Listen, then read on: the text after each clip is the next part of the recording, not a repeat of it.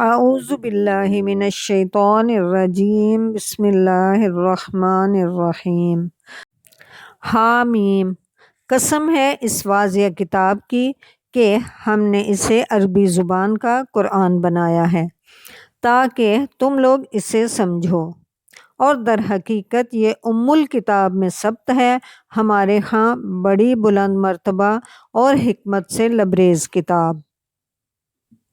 اب کیا ہم تم سے بیزار ہو کر یہ درس نصیحت تمہارے ہاں بھیجنا چھوڑ دیں، صرف اس لیے کہ تم حد سے گزرے ہوئے لوگ ہو؟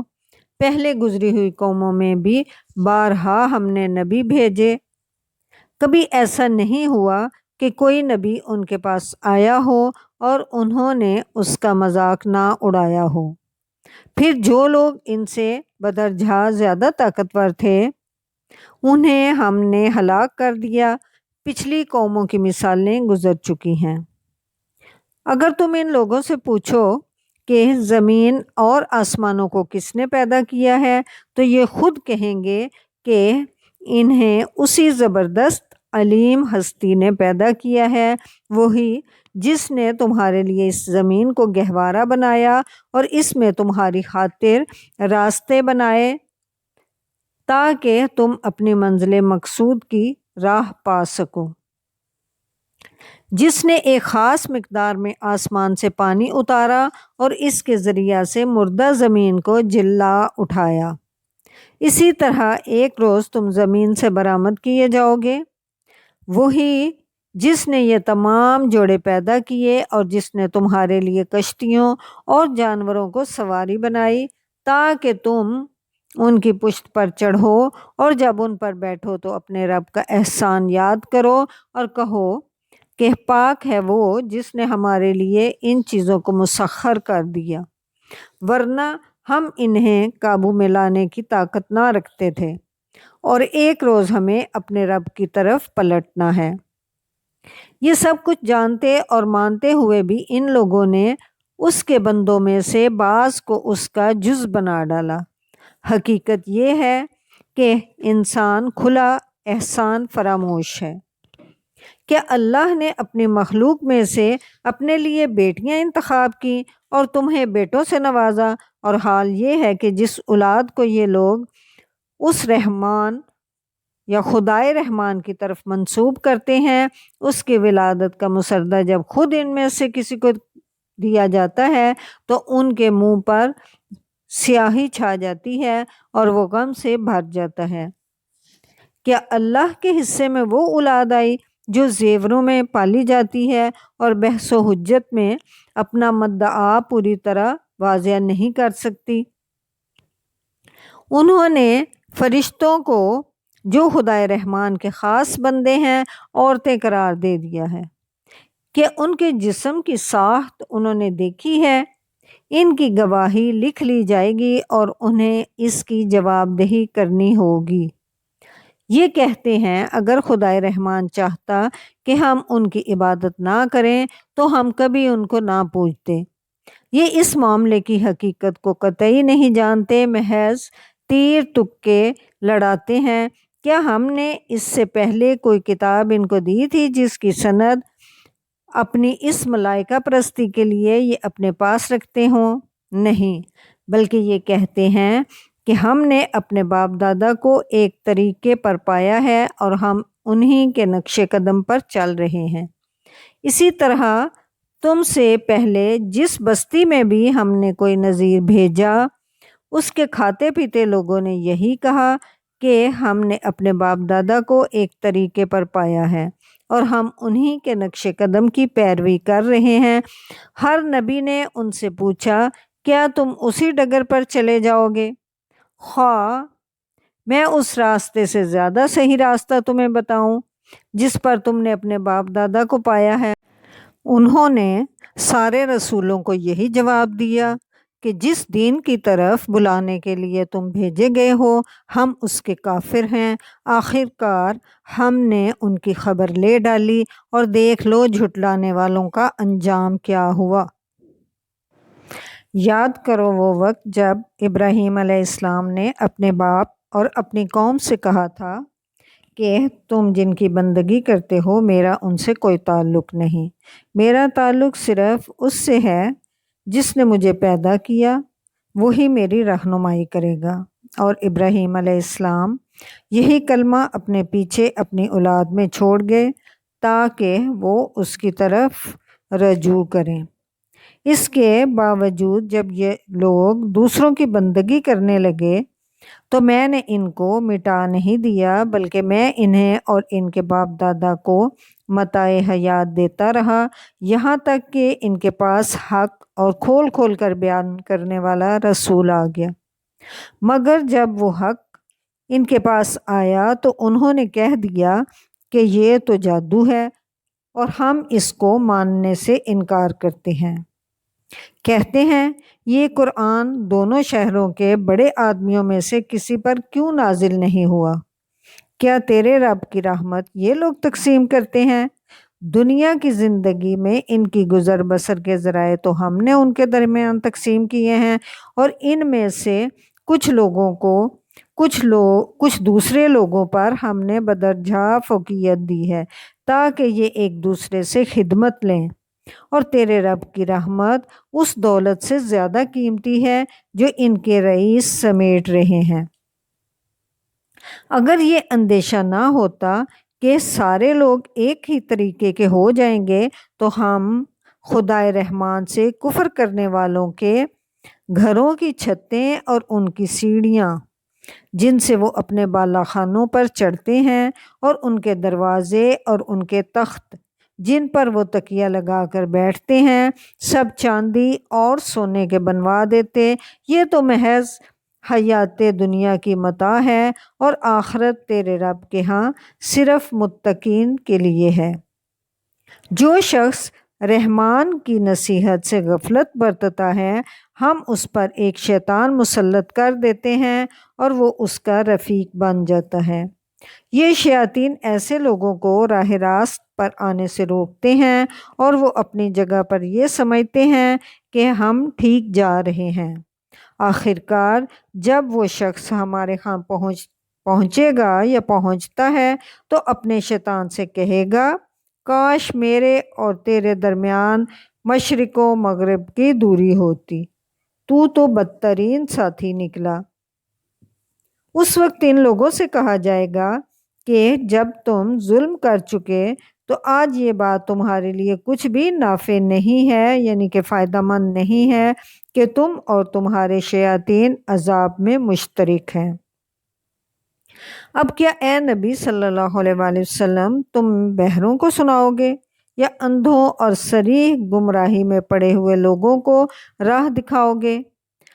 اب تو ہمیں ان کو سزا دینی ہے، خواہ تمہیں دنیا سے اٹھا لیں یا تم کو آنکھوں سے ان کا وہ انجام دکھا دیں جس کا ہم نے ان سے وعدہ کیا ہے، ہمیں ان پر پوری قدرت حاصل ہے۔ تم بہرحال اس کتاب کو مضبوطی سے تھامے رہو جو وحی کے ذریعے سے تمہارے پاس بھیجی گئی ہے، یقیناً تم سیدھے راستے پر ہو۔ حقیقت یہ ہے کہ یہ کتاب تمہارے لیے اور تمہاری قوم کے لیے ایک بہت بڑا شرف ہے، اور عنقریب تم لوگوں کو اس کی جواب دہی کرنی ہوگی۔ تم سے پہلے ہم نے جتنے رسول بھیجے تھے ان سب سے پوچھ دیکھو کیا ہم نے خدائے رحمان کے سوا کچھ دوسرے معبود بھی مقرر کیے ہوئے ہیں کہ ان کی بندگی کی جائے؟ ہم نے موسیٰ علیہ السلام کو اپنی نشانیوں کے ساتھ فرعون اور اس کے اعیان سلطنت کے پاس بھیجا، اور اس نے جا کر کہا کہ میں رب العالمین کا رسول ہوں۔ پھر جب اس نے ہماری نشانیاں ان کے سامنے پیش کی تو وہ ٹھٹھے مارنے لگے، یعنی مذاق اڑانے لگے۔ ہم ایک پر ایک ایسی نشانی ان کو دکھاتے چلے گئے جو پہلی سے بڑھ چڑھ کر تھی، اور ہم نے ان کو عذاب میں دھر لیا تاکہ وہ اپنی روش سے باز آئیں۔ ہر عذاب کے موقع پر وہ کہتے اے ساحر، اپنے رب کی طرف سے جو منصب تجھے حاصل ہے اس کی بنا پر ہمارے لیے اس سے دعا کر، ہم ضرور راہ راست پر آ جائیں گے۔ مگر جو ہی ہم ان پر سے عذاب ہٹا دیتے وہ اپنی بات سے پھر جاتے۔ ایک روز فرعون نے اپنی قوم کے درمیان پکار کر کہا، لوگو، کیا مصر کی بادشاہی میری نہیں ہے اور یہ نہریں میرے نیچے نہیں بہہ رہی؟ کیا تم لوگوں کو نظر نہیں آتا میں بہتر ہوں یا یہ شخص جو ذلیل و حقیر ہے اور اپنی بات بھی کھول کر بیان نہیں کر سکتا؟ کیوں نہ اس پر سونے کے کنگن اتارے گئے یا فرشتوں کا ایک دستہ اس کی اردلی میں نہ آیا۔ اس نے اپنی قوم کو ہلکا سمجھا اور انہوں نے اس کی اطاعت کی۔ در حقیقت وہ تھے ہی فاسق لوگ۔ آخر کار جب انہوں نے ہمیں غضبناک کر دیا تو ہم نے ان سے انتقام لیا اور ان کو اکٹھا غرق کر دیا اور بعد والوں کے لیے پیشرو اور نمونہ عبرت بنا کر رکھ دیا۔ اور جو ہی کہ ابن مریم کی مثال دی گئی، تمہاری قوم کے لوگوں نے اس پر غل مچا دیا اور لگے کہنے کہ ہمارے معبود اچھے ہیں یا وہ۔ یہ مثال وہ تمہارے سامنے محض کج بحثی کے لیے لائے ہیں، حقیقت یہ ہے کہ یہ ہیں ہی جھگڑالو لوگ۔ ابن مریم اس کے سوا کچھ نہ تھا کہ ایک بندہ تھا جس پر ہم نے انعام کیا اور بنی اسرائیل کے لیے اپنی قدرت کا ایک نمونہ بنا دیا۔ ہم چاہیں تو تم سے فرشتے پیدا کر دیں جو زمین میں تمہارے جانشین ہوں، اور وہ دراصل قیامت کی ایک نشانی ہے، پس تم اس میں شک نہ کرو اور میری بات مان لو، یہی سیدھا راستہ ہے۔ ایسا نہ ہو شیطان تم کو اس سے روک دے کہ وہ تمہارا کھلا دشمن ہے۔ اور جب عیسیٰ علیہ السلام صریح نشانیاں لیے ہوئے آئے تھے تو اس نے کہا تھا کہ میں تم لوگوں کے پاس حکمت لے کر آیا ہوں، اور اس لیے آیا ہوں کہ تم پر بعض ان باتوں کی حقیقت کھول دوں جن میں تم اختلاف کر رہے ہو، لہٰذا تم اللہ سے ڈرو اور میری اطاعت کرو۔ حقیقت یہ ہے کہ اللہ ہی میرا رب بھی ہے اور تمہارا رب بھی، اسی کی تم عبادت کرو، یہی سیدھا راستہ ہے۔ مگر اس کی اس صاف تعلیم کے باوجود گروہوں نے آپس میں اختلاف کیا، پس تباہی ہے ان لوگوں کے لیے جنہوں نے ظلم کیا ایک دردناک دن کے عذاب سے۔ کیا یہ لوگ اب بس اس چیز کے منتظر ہیں کہ اچانک ان پر قیامت آ جائے اور انہیں خبر بھی نہ ہو؟ وہ دن جب آئے گا تو متقین کو چھوڑ کر باقی سب دوست ایک دوسرے کے دشمن ہو جائیں گے۔ اس روز ان لوگوں سے جو ہماری آیات پر ایمان لائے تھے اور مطیع فرمان بن کر رہے تھے کہا جائے گا، اے میرے بندو، آج تمہارے لیے کوئی خوف نہیں اور نہ تمہیں کوئی غم لاحق ہوگا، داخل ہو جاؤ جنت میں، تم اور تمہاری بیویاں۔ تمہیں خوش کر دیا جائے گا، ان کے آگے سونے کے تھال اور ساغر گردش کرائے جائیں گے، اور ہر من بھاتی اور نگاہوں کو لذت دینے والی چیز وہاں موجود ہوگی۔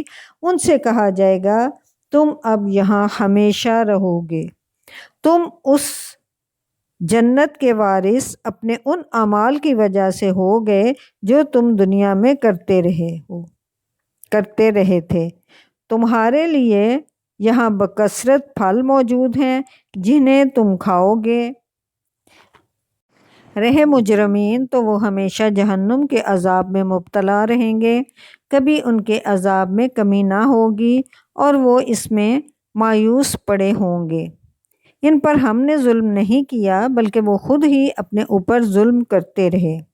وہ پکاریں گے، اے مالک، یعنی دروغائے جہنم، تیرا رب ہمارا کام ہی تمام کر دے تو اچھا ہے۔ وہ جواب دے گا، تم یوں ہی پڑے رہو گے، ہم تمہارے پاس حق لے کر آئے تھے مگر تم میں سے اکثر کو حق ہی ناگوار تھا۔